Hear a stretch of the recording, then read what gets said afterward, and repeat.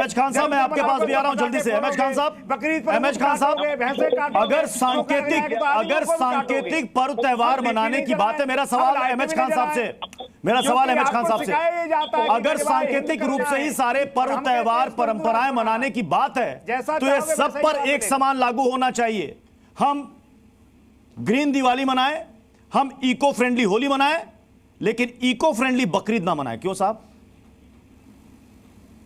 Eco friendly Bakrid नहीं प्रदीप जी, सबसे पहले तो मैं नहीं एमएच खान से मेरा सवाल, मैं सबसे पहले देखिए, उनको चुप रहने दीजिए, चुप कराइए उनको चुप कराइए ना। नहीं शांत हो गया, बोले चुप कराइए। मैं सबसे पहले पूरे देश के वासियों को दीपावली की हार्दिक शुभकामना देता हूं। आज संविधान के हिसाब से बात चलेगी, संविधान के खिलाफ बात नहीं चलेगी। इस्लाम की बात भी मैं करूंगा। तौकीर रजा कोई मौलाना नहीं है, तौकीर रजा पॉलिटिकल आदमी हैं, राजनीतिक शुद्ध चुनाव लड़ाते हैं।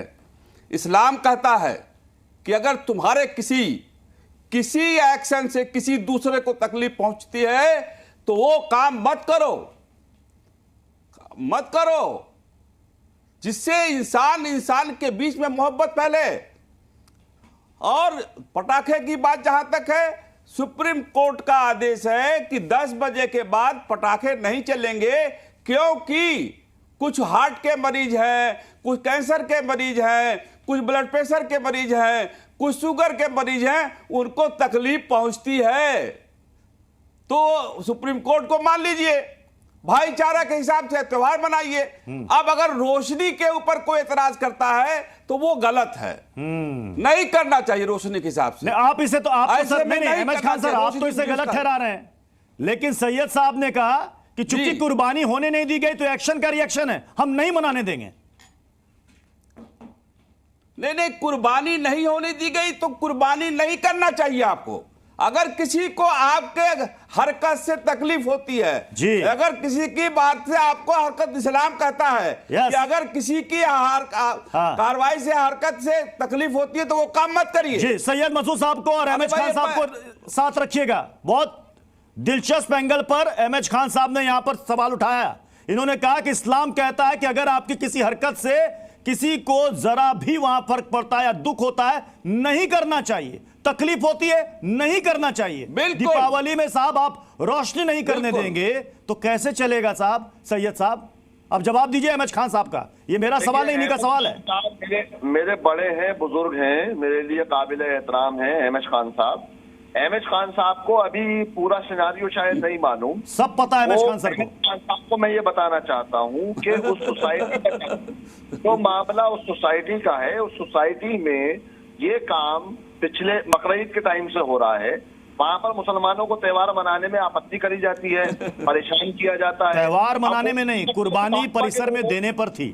हो सकता है वो लोग भाजपा के लोग हों, आप नहीं मत दीजिए ना, मत दीजिए कुर्बानी वहां।